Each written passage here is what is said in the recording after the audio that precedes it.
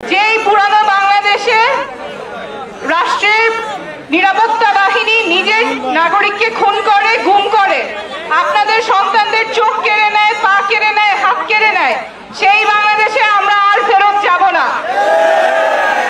এবং যারা এই গুম খুনের সাথে জড়িত, যারা আপনাদের সন্তানদেরকে, আপনাদের বাবাদেরকে, ভাইদেরকে, বোনদেরকে খুন করেছে, পঙ্গু করেছে, তাদের বিচার আমরা নিশ্চিত করেই ছাড়ব। সেটা যত সময়ই লাগুক, বিচার হবেই। শুধুমাত্র ক্ষমতার পালাবদলের জন্য মানুষ রাস্তায় নামে নাই। আপনারা রাস্তায় নেমেছেন যাতে দেশটা বদলায়, যাতে দেশটা পাল্টায়, দেশটা যাতে সবার হয়। এই দেশ শুধুমাত্র কোনো দলের যাতে না হয়। যেই দল সরকারে থাকবে, দেশটা শুধু সেই দলের। সেই বাংলাদেশে আমরা আর যাব না। আমরা এমন বাংলাদেশ চাই যেখানে দেশের সকল প্রতিষ্ঠান, সকল মন্ত্রী, সকল সচিব বাংলাদেশের নাগরিকের হয়ে কাজ করবে। তারা নাগরিকের মালিক না। যে কোনো সরকারি অফিসে নিজেকে ভৃত্য মনে হয় আমরা কৃপা চাচ্ছি, ভিক্ষা চাচ্ছি, কিন্তু ওটা তো আমার অধিকার।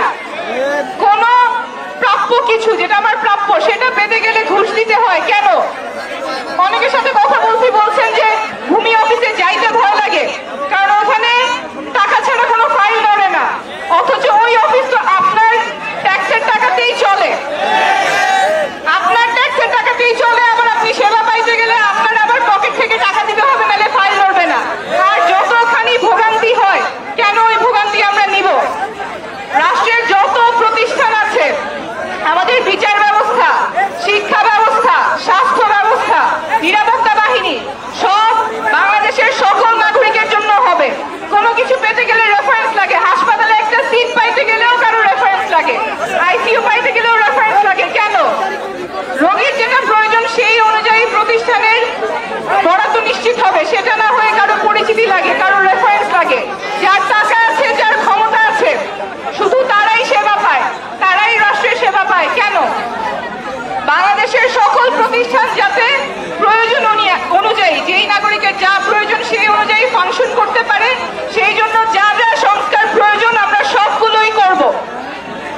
এই সংস্কারের কথাই আমরা বলছি, যাতে শুধুমাত্র চেহারা পরিবর্তন না হয়। শুধুমাত্র চেহারা পরিবর্তন হওয়ার জন্য তো আন্দোলন হয় নাই, ব্যবস্থাটা পরিবর্তন হতে হবে। আমরা সংবিধান পাল্টাবো যাতে সবার জন্য সংবিধান হয়। পিরোজপুরবাসী, আপনারা জানেন যে জুলাই গণ অভ্যুত্থানের মাধ্যমে স্বৈরাচারী ফ্যাসিস্ট একটা সরকারের, শেখ হাসিনা সরকারের পতন ঘটেছিল।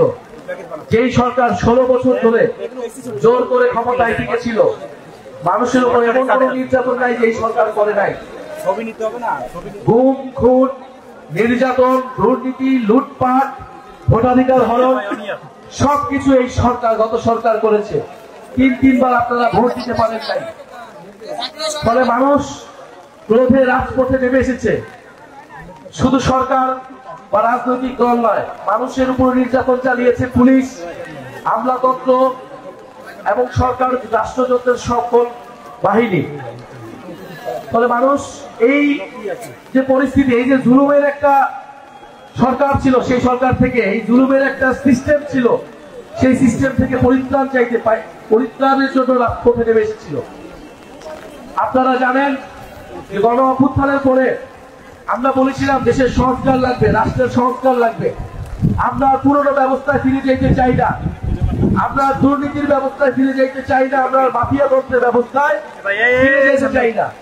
আমাদের আন্দোলনের সময় আমাদের স্লোগান ছিল বৈষম্য, বৈষম্য বিরোধী সমাজ গড়তে হবে। সমাজে নানা ধরনের বৈষম্য, ধর্মের বৈষম্য, শ্রমিকের সাথে বৈষম্য, এই সকল বৈষম্য, গরিবের সাথে বৈষম্য, এই বৈষম্যগুলো দূর করতে হবে। ফলে এই যে গণ অভ্যুত্থানের পরে আমরা একটা সরকার পাইছি, সকলে মিলে আসুন এই সরকারকে সহযোগিতা করি এবং দেশটাকে নতুন করে গড়ে তুলি। কিন্তু আমাদের সেই আহ্বানে সবাই সাড়া দেয় নাই। কেউ কেউ শুধু ক্ষমতা চাইছে, শুধু দ্রুত নির্বাচন চাইছে, সংস্কার তাদের কাছে গুরুত্বপূর্ণ মনে হয় নাই। কিন্তু আমরা বলছি সংস্কার লাগবে এবং আওয়ামী লীগের বিচার লাগবে এবং একটা নতুন সংবিধান লাগবে। সংস্কার, বিচার, নতুন সংবিধানের মাধ্যমে আমরা দেশটাকে পুনর্গঠন করব। দেশের অর্থনীতি, দেশের সংস্কৃতি সবকিছুকে আমরা নতুন করে যাব। ফলে আমরা তার জন্য এখন লড়াই করতেছি।